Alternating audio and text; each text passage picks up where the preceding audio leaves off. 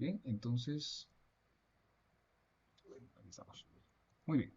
Para adentrar aquí al tema del diseño estructural, vamos a ir utilizando pues varios libros de texto en paralelo, precisamente por el enfoque que vamos a llevar. Hablando de diseño estructural, este libro de texto, pues ya con sus añitos, pero muy bueno, ¿sí? Muy, eh, a mi forma de verlo, bastante conciso. eh, Seguro hay versiones más actualizadas, pero precisamente por ello es de que yo les digo que vamos a ir utilizando otros libros de texto. Precisamente porque eh, cuando veamos temas ¿cómo se llama? De cargas, aplicación de fuerzas laterales, viento sismo, sismo estático dinámico, lo vamos a ir tocando con las normas nacionales, ¿sí? Pero el concepto yo se los explico con ASCE, ¿sí? Entonces, nuevamente, la distribución de contenido y los conceptos básicos los hacemos con un libro de texto porque pues, lo expresa muy bien, solo el concepto, y ya luego nos vamos yendo hacia la NS2, hacia la NS3, ¿sí? Que este es, digamos, aquí nosotros aprendemos qué demanda estructural va a tener nuestra edificación. Vamos a ver, ¿cómo es el proceso? Yo aquí aprendo qué ocurre con la estructura, aquí aprendo en la NS2 qué debo de aplicarle según normativa guatemalteca a mi estructura, y en la NS3 cómo diseño esa demanda estructural. ¿Sí? Entonces se van complementando las tres. AGIES, y por ello es de que aquí está, aparece también el documento, AGIES nace de la necesidad de los ingenieros estructurales y dedicados al tema estructural, diseño estructural y análisis estructural, debido a que, pues obviamente debemos de garantizar nuestras obras y especialmente porque, tomamos nosotros de ASCE, que es el American Society of Civil Engineers, la Asociación Americana de Ingenieros Civiles, en su capítulo de Ingeniería Estructural o Instituto de Ingeniería Estructural, el SEI, ¿sí? Sobre todo estas publicaciones. Este año fue oficializada la ASC, diagonal 6722. ¿Sí? Quiere decir de que ya entra en vigencia. Probablemente si nosotros aprendimos con la del 2016, que es muy probable, yo les digo, este año, esta fue la publicación oficial, a pesar de que desde el año pasado existían versiones beta, pero ya nosotros debemos de aplicar este documento precisamente porque pues actualiza algunos parámetros, algunas consideraciones en las cuales pues nosotros tenemos que ir enfocándonos en los siguientes capítulos. Vamos a ver. Em, Aquí pues lo que aparece básicamente es, digamos que los capítulos uno 2 3 4 que son los que nos competen a nosotros, aquí están bastante bien enfocados en español. ¿Sí? Entonces, ¿por qué voy mostrando también a ASCE? Porque AGIES nace de la demanda, las demandas estructurales y diseño estructural, criterios y consideraciones que ocurren en ASCE. Digamos que AGIES tropicalizó, copió, adquirió, se inspiró en ASC. ¿Sí? Entonces, aquí lo tenemos bastante profundizado, bastante investigado y demás. Y aquí lo tenemos chapinizado, ¿sí? Dicho en palabras cortas. ¿No? Eh, Créanme que acá hay bastante esfuerzo, mucha dedicación de ingenieros que tienen muchos años de experiencia, entonces son documentos que yo me atrevo a decirles porque me consta, de hecho, bueno, aquí su servidor forma parte de AGIES y pues ya he visto que de otros países nos invitan para poder aportar a cómo se dio la estructuración de nuestras normas para poderles apoyar en otros países vecinos. ¿Sí? Entonces, créanme, son normas bastante completas y sobre todo, ahorita que vienen las nuevas, van mucho que mejor. Bueno, entonces como ya vimos que ASC en el 722 maneja lo que es el capítulo 2 como combinaciones de cargas, 3 como cargas muertas, cargas de suelo, presiones hidroestáticas y el capítulo 4 como cargas vivas, que hasta cierto punto ustedes ya lo conocen, ¿sí? Em, ya sabemos que una carga aplicada a un sistema estructural va a producir una demanda estructural. Eso nace del análisis estructural que ustedes ya llevaron. En análisis estructural vimos que en un marco podíamos aplicar una carga distribuida. Bueno, eso está bastante bien. Y obtener reacciones y obtener diagramas de momento, corte, etcétera, etcétera. Pero ahora en diseño estructural, así como en diseño estructural 1, seguramente ustedes en estructuras de concreto vieron cómo dar respuesta o generar un diseño que produzca algo que satisfaga esa demanda. Entonces acá, ¿qué es lo que nosotros hacemos? Pues eh, retomar o pues pasar un poco un poco más rápido, ¿no? Porque se supone que ya lo conocen, ya saben qué es lo que está pasando aquí con el tema del diseño. Entonces la clase de hoy que pues es, yo prefiero llamarle como introductoria, pero es más que todo un repaso a lo que seguramente ya conocen ustedes. Y lo explico con libro, no tanto como una presentación. Bueno, primero porque son varios libros, ¿no? Pero, segundo, bueno, perdón, este libro también lo tenemos, que es el de Bazán y Meli. Ese, pues también ustedes lo puedan tomar en cuenta. Pero este ya directo se va al tema de diseño sismo resistente, ¿no? Pero primero necesitamos aprender qué ocurre a nivel general. Entonces, como les digo, pues seguramente ustedes ya lo conocen, pero y probablemente ya estos libros ya los habían visto también. Em, u otros recientes, que eso no pasa nada, pero digamos que aquí es el accesible y rápido que tenemos aquí a la mano, entonces pues necesito yo que vayan complementando con una leída, ¿no? Una leída bastante básica al primer capítulo, ¿sí? Que son puras cuestiones bastante teóricas, ¿no? Que seguramente ya conocen. Pero miren ustedes, por ejemplo, cuestiones así tan básicas. Los esquemas aquí bastante sencillos, mírenlos. Por ejemplo, la madera tiene mayor resistencia a tensión que a compresión. Por lo tanto, los momentos flexionantes que se presentan cuando el viento actúa sobre un árbol, por ejemplo, miren, aquí tenemos el viento aplicado en la parte superior del árbol en un instante, en un instante A, lo que genera es una deflexión, ¿sí? Entonces, pues aquí lo que nosotros podemos observar es ese viento que está actuando, que ocasionaría, perdón, la falla de la sección en el tronco cuando el esfuerzo de compresión, el C, ¿sí? Excediera el resistente. Entonces, ¿qué quiere decir esto? Pues que obviamente yo en cualquier material que esté utilizando para el diseño estructural tenga un límite, que todos los materiales lo tienen, es decir, un FY, un F'C, un CM, perdón, de la mampostería. Si yo excedo ese rango, pues ya voy a estar trabajando inelásticamente, que claramente no es algo que yo busque en mis estructuras, ¿sí? Yo busco que trabajen siempre dentro de un rango elástico, es decir, no excediendo esos límites de seguridad. Si yo me encuentro dentro del rango, estoy bien, no excedo. Mis materiales pues van a mantener esto. Mis materiales se van a mantener trabajando sin ningún problema. Entonces, pues esquemas bastante sencillos, pero bastante ilustrativos.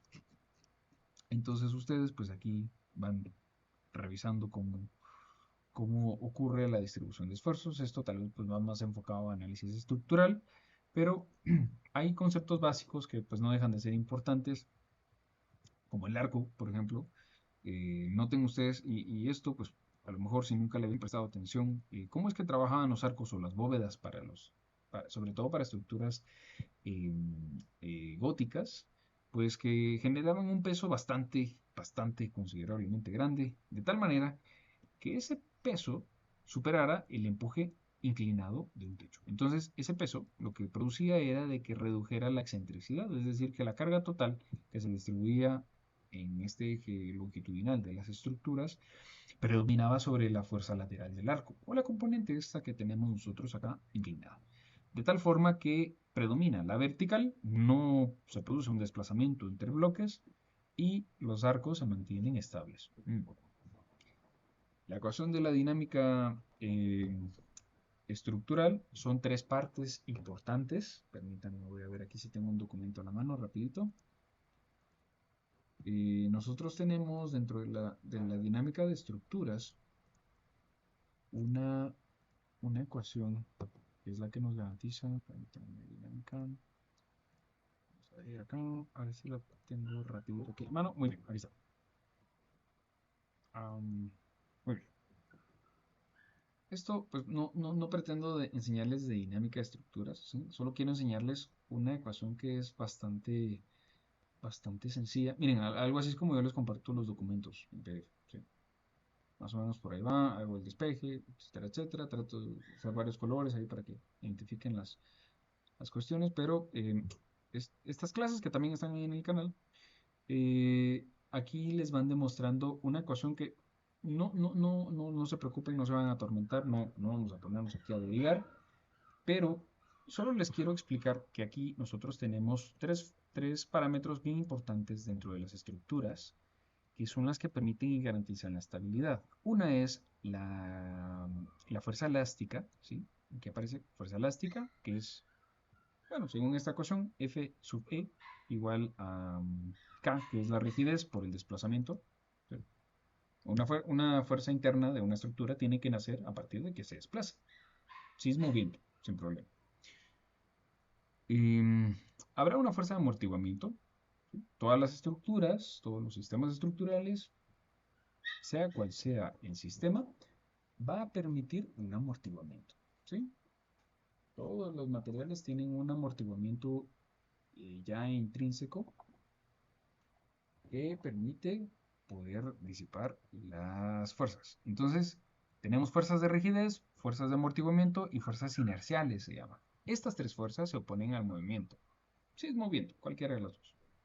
A lo que voy es de que, a pesar de que tal vez no lo tenían planteado como ecuación originalmente, romanos y civilizaciones bastante desarrolladas para sus épocas, pues ¿qué ocurría? Que generaban estructuras bastante pesadas, muy robustas.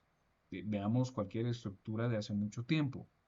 ¿Qué ocurre con ellas? Nos llegamos a encontrar con muros de 1 metro de espesor, 2 metros de espesor, etcétera, etcétera. Y con esto garantizaban que las estructuras eran muy pesadas. ¿Sí? Permítanme un segundito, disculpen la interrupción. Permítanme. Bien, perdonen ustedes la interrupción. Ahora sí, disculpen ustedes.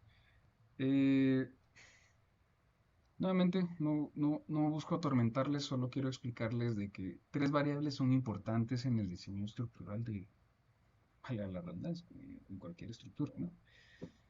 Y es su peso, su capacidad de amortiguar y su rigidez. Tres puntos esenciales.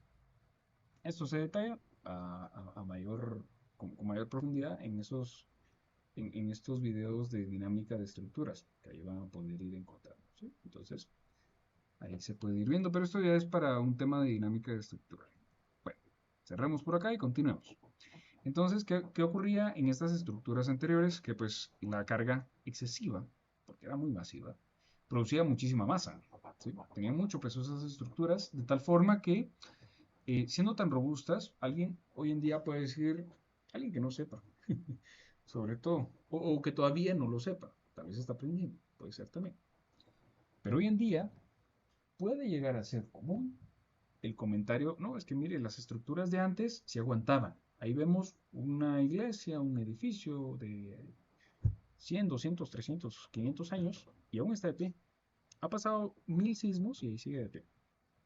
Bueno, ¿y cuál es la respuesta? Que ustedes ahora, como si salen de este curso, pues yo les digo, ya son diseñadores. Si ustedes como diseñadores, la respuesta sería, es que lo que pasa es de que eh, de las tres partes que forman la ecuación de movimiento de la dinámica de las estructuras, que es lo que acaban de ver. Ojo, eso no viene en el examen, no se preocupen, solo es explicarles.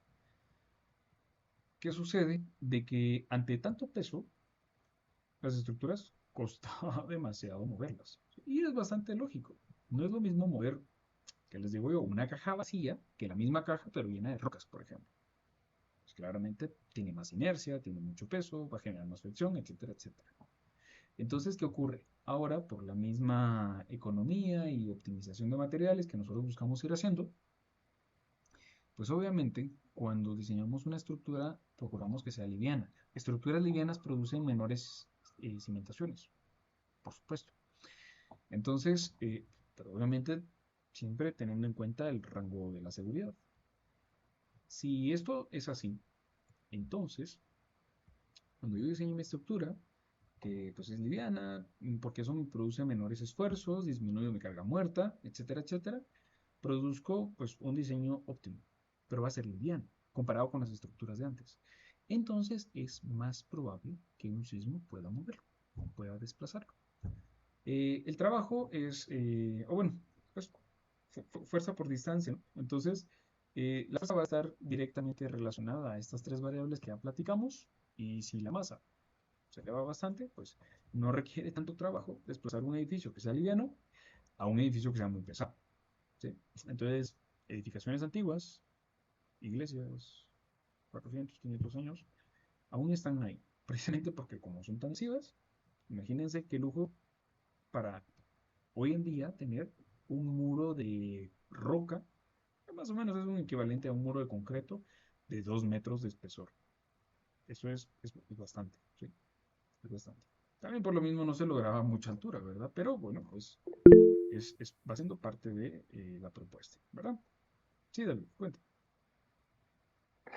Ingeniero, solo con respecto a las iglesias, ¿será que su punto débil era el techo? Porque casi en las fotos que miramos de los terremotos pasados, ¿verdad? Siempre fue el techo el que se cayó y las paredes siempre estaban casi. Efectivamente, sí, muy buena observación, es correcto. ¿Qué ocurría? Muchas veces, generalmente esto se daba cuando ya los hechos eran de considerable dimensión. ¿Qué ocurre? Por ejemplo, cúpulas, bueno, sin ir tan lejos, y a lo mejor ahí una visita técnica no nos caería mal, pero si visitan Antigua Guatemala, pues cualquiera de los monumentos o ruinas, eh, ¿qué ocurre? Las cúpulas era punto frágil, ¿no? Llegaba un punto en donde los sismos sí generaban un desplazamiento con las estructuras de apoyo. Pero si la cúpula es un elemento rígido, que no desplaza conforme desplacen sus puntos de apoyo, simplemente llega un punto donde quedan sin estar completamente apoyados. Entonces, funciona como una viga simplemente apoyada, pero al momento de desplazarse uno de sus apoyos, lo pierde. Entonces ahí era bastante común que pudiera haber algún tipo de colapso. De hecho, si ustedes visitan alguna ruina, sí, tomen fotos, ahí el estado respectivo, grábense, etcétera, etcétera. Pero presten atención a cómo están las cúpulas. Las cúpulas era lo primero que fallaba, ¿verdad? Precisamente por eso. Entonces, cuando uno empieza a comprender qué ocurría, eh, miren, se los digo sencillo. Si nosotros aprendemos de los errores que ocurrieron ya en el pasado, evitamos que se repitan en la medida de lo posible. Si más los investigamos, reducimos aún más que nos pase a nosotros. Entonces, por ello es de que ustedes llevan estos cursos. Hasta llegar a, pues, obviamente, estructuras, así como nosotros vemos acá. Este es bueno, es un plano, son ya detalles constructivos, pero es un marco de estructura de acero que tiene brisas excéntricas, generando aquí un espaciamiento con algo que le llamamos fusible, y este fusible es un punto dúctil donde va a fallar la pieza. Entonces, permitimos desplazamiento, falla la pieza solamente ahí donde está el recuadro, y esto garantiza que la estructura nunca colapsa. Va a fallar, por supuesto, está fallando, pero está fallando solamente en un punto donde yo le digo a la estructura, mire, aquí usted tiene que fallar, no en otro punto. Déjeme las escaleras de salidas de emergencia, déjeme los marcos principales, sin que pase nada, que la gente pueda evacuar, pero usted va a fallar donde yo le voy a decir. Y eso es el caso de estos detalles, ¿sí? Entonces uno llega a tener la capacidad de poder pues dirigir esos esfuerzos. Recordemos que un movimiento sísmico es, como yo les decía, es un trabajo, es energía. De hecho, yo creería que a estas alturas pues ya controlan el tema de las fuerzas laterales, cálculo de fuerzas sísmicas. Y probablemente este curso en realidad no da el tiempo, mi forma de verlo, para poder ver análisis de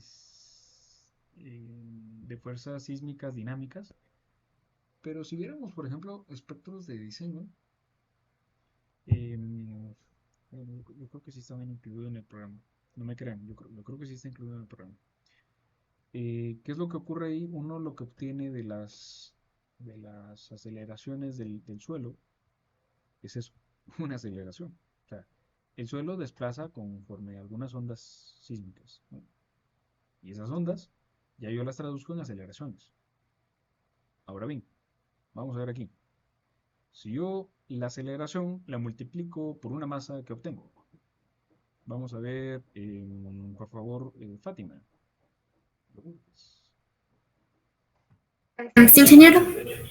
Gracias. ¿Qué obtengo si yo multiplico una masa por una aceleración?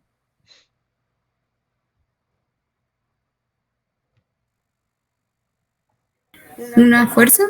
Perfecto, gracias. Oh, perdone, no sé si ya me había contestado, disculpe, no lo he hecho. Es correcto, es una fuerza. Muy amable, muchas gracias por su participación. Entonces, ¿qué sucede? Como muy bien dice la futura ingeniera Fátima, si yo multiplico una aceleración por una fuerza, obtengo una, perdón, si yo multiplico una aceleración por una masa, obtengo una fuerza. Entonces, para eso me sirven los sismos, para detectar aceleraciones. Esas aceleraciones se le van a aplicar a una masa, que es el peso de la estructura, y bueno, peso dividido la gravedad, obtengo una masa, y a la masa, por la aceleración, obtengo entonces una fuerza. Esa fuerza es la que yo tengo que aprender a controlar para diseñar estructuras y que así no, eh, bueno, son las fuerzas a las que va a estar sometida mi estructura como tal, ¿verdad? Entonces, seguimos avanzando por acá. Todo lo que les estoy explicando aquí está un poquito más desglosado, por eso es de que les pido y encargo que puedan ir leyendo este primer capítulo, que a mi forma de verlo es muy bueno, tiene muy buenos conceptos. Vean ustedes acá, hacen el modelo de la Catedral Metropolitana de la Ciudad de México, pues, pero se repite la tipología, ¿no? Al final, la influencia española creo que no se pierde en nuestra región, entonces podemos ver pues, la distribución de cúpulas, arcos, varios elementos por ahí. Miren aquí en las cúpulas como tal. Entonces ya ustedes lo pueden ir viendo. Aquí pues ya hablan acerca un poquito de puentes, procesos de montaje, qué puede ocurrir si no se controlan los esfuerzos requeridos. Em, pero puentes no vamos a tocar acá. Aquí tenemos creo que secciones geométricas. No, esto sí lo pueden omitir. Bueno, como cultura general sí es bastante recomendable. Permítanme vamos aquí.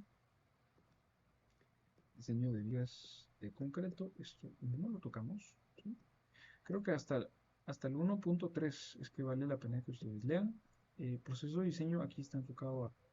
Sí, hasta el 1.3, por favor. Leer hasta el 1.3. Y luego yo creo que ya nos vamos a pasar al 2, si no mal recuerdo. Sí, porque aquí hablamos sobre puentes, que es muy bueno. Sí, vamos a ver aquí, se lo voy a anotar rapidito aquí en el grupo de WhatsApp. Leer.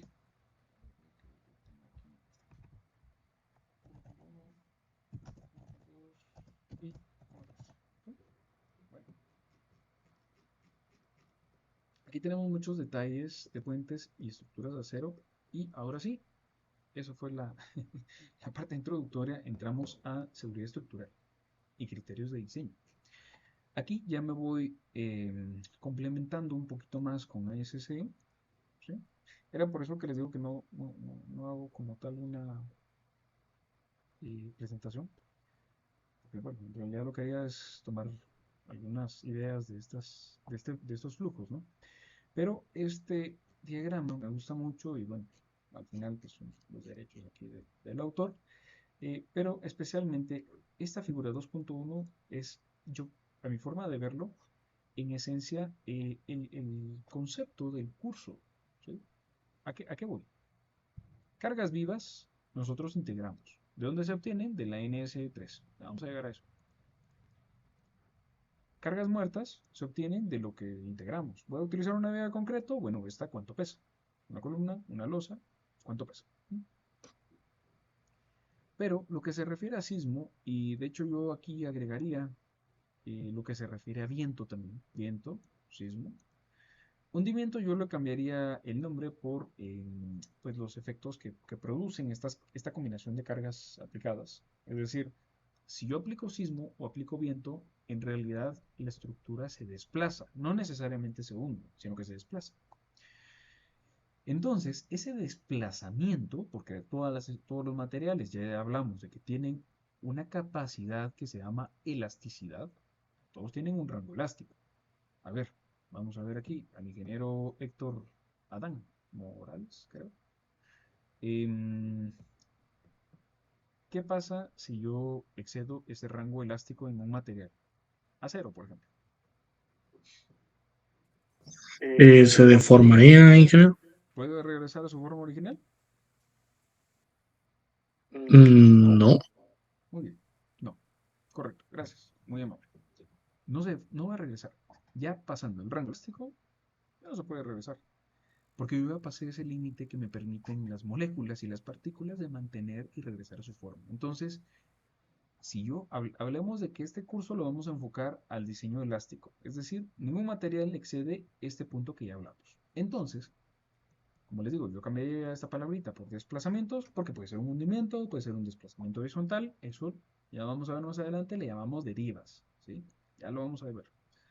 Pero esos desplazamientos, nosotros lo que hacemos es de que los revisamos. La norma nos pone un límite. Mire, diseñador o diseñadora, usted no se puede pasar de esto, de este numerito. Si a usted le da más de 5, por ejemplo, no, eso no lo puede hacer, porque se sale de lo que le permitimos como norma.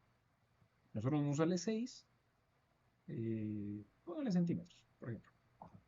5 centímetros es lo más que usted puede desplazarse lateralmente ante sismo.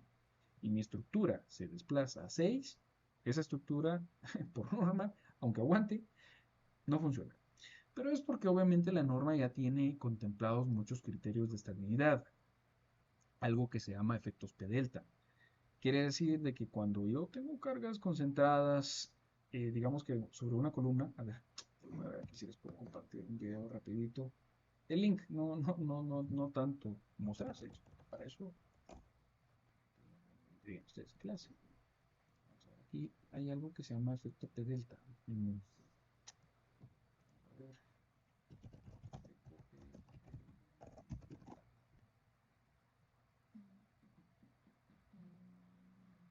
cálculo de longitud efectiva. Aquí está. Uy, bueno, perdón. Son 2 horas de video. Pero ahí luego les voy a compartir al grupo de WhatsApp en qué minuto está la explicación.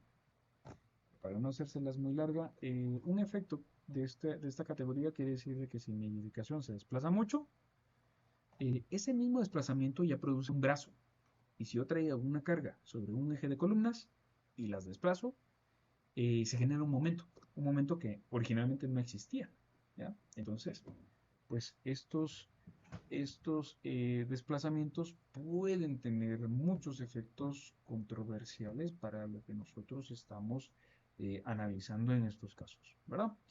Todo esto se le llega a aplicar a la estructura como tal y ya nosotros obtenemos flechas, o sea, pues el vector de desplazamiento, el esfuerzo que va a ocurrir, que los agrietamientos o las deformaciones que van a exceder ese rango elástico sean dentro de la medida de lo permisible.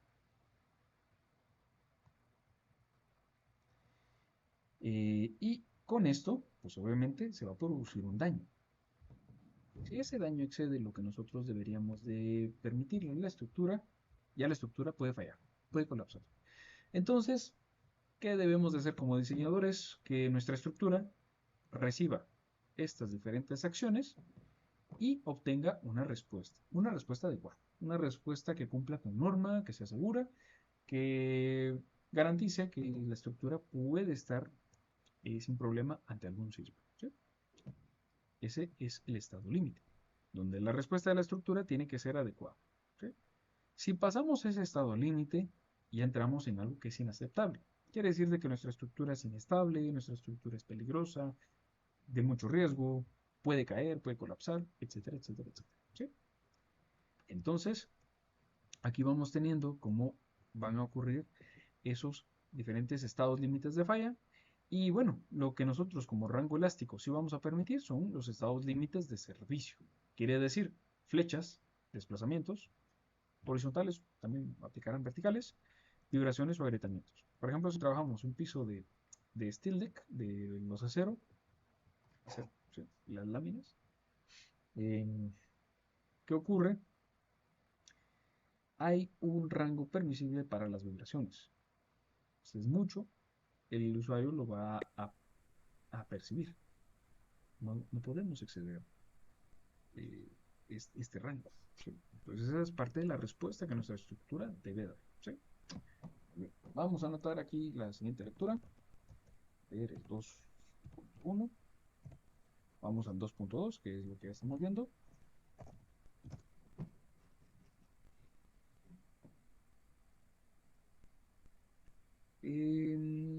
Vamos a ver, aquí voy a irme un poquito a lo que son ¿cómo se llama esto? Los esquemas o las figuras, imágenes, porque precisamente esto me sirve para ejemplificar, ¿sí? Ya el resto de información ustedes la pueden ver sin problema en su lectura. Mucho me gusta dejar tareas de lectura en realidad porque pues ustedes como buenos ingenieros, no sé por qué, pero no nos llevamos bien con la lectura, pero esta ocasión sí necesito que leamos. No son muchas páginas, créanme que estoy tratando de que sea poquito, pero con esto vamos a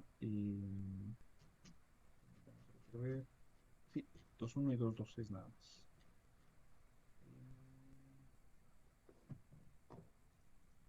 Entonces, es solamente una página. Ahí está. Muy bien. Son 6 capítulos, nada del otro mundo. Entre acumulado sumarán, no pasan las 20 páginas, creo. Entonces, para que lo puedan revisar, ya se los escribí en el grupo. Tenemos leer capítulo 1.1, 1.2, 1.3, 2.1, 2.2 y 2.3. Son las mismas secciones del 1 y del 2. La 1, 2, 3. Sencillo. Muy bien, ahora sí, ya para finalizar este punto, ¿qué ocurre contra las acciones? Ya hablamos, las ambientales, es decir, las externas, y la resistencia. Conforme aumente la acción, es decir, si mi fuerza sísmica, viento, demanda de cargas vivas y demás empieza a aumentar, ¿sí? Va aumentando en este eje horizontal, yo llego primero a un estado límite, ¿sí? Sigo aumentando y voy a llegar a una resistencia para el estado límite de flexión. Flexión, torsión, cortante, flexo-compresión, etc. Pero yo estoy llegando a un punto, si recordamos la gráfica de esfuerzo de formación de un concreto o de un acero, por ejemplo, primero excedo el módulo de Young. Quiere decir de que paso el módulo de elasticidad. ¿Sí? Paso ese numerito. Luego la estructura o las piezas se van a deformar.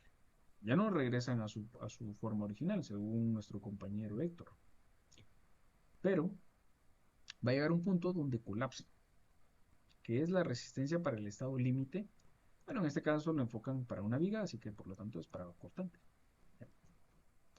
Entonces, nosotros debemos, como diseñadores, miren, el 2.3 ni siquiera es una página, es la confiabilidad estructural. A esto tenemos que llegar. Lo que vamos a aprender en el curso, obviamente enfocado para mampostería y acero, pero si todas estas variables que nosotros vamos obteniendo, logramos determinarlas, vamos a poder garantizar nuestro diseño. De tal forma que nosotros podamos, a ver, permítanme, ¿dónde está el párrafo que estoy buscando? Como por ejemplo, no puede predecirse cuál será la carga viva máxima. Permítanme. Ahí está. De tal manera que este tratamiento de los problemas que ya platicamos, ya vimos, se refieren a la seguridad en condiciones de incertidumbre. A esto se le llama confiabilidad estructural. Y conlleva necesariamente el empleo de la teoría de las probabilidades. ¿Por qué probabilidades? Porque, por ejemplo, si yo les digo, a ver, ¿cuál es la carga viva de una oficina? A ver, compañero Oliverio, perdón, Oswaldo. Sí, ingeniero, buenas noches. Buenas noches. ¿Cuál cree usted o sabe usted que es la carga viva en una oficina? Eh, pues ahorita no recuerdo exactamente, pero creo que son como 250 kilogramos por metro cuadrado, aproximadamente lo mínimo, ¿verdad? Que se utiliza. Bien, perfecto. A ver, José Pablo, extra. Muy bien. En el AGIE, si no estoy mal, especifica para oficinas una carga viva, ¿verdad? De 500 kilogramos por metro cuadrado. Correcto, muy bien. Gracias, muy amable. ¿Alguien más?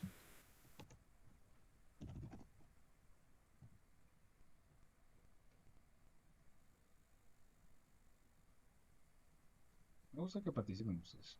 Lo estamos obligando. Yo siento que es... Ah, no, perdón. Me metí a la 3. Disculpen, aquí está. Creo que es la 2. Sí, aquí está. Sí, gracias. Me metí a la 3, le digo, pensando que era la 2. Aquí estamos, cargas vías. Gracias. Muy amable. Muy bien, entonces acá, aquí estamos, miren ustedes. NS2, ¿sí? Las demandas.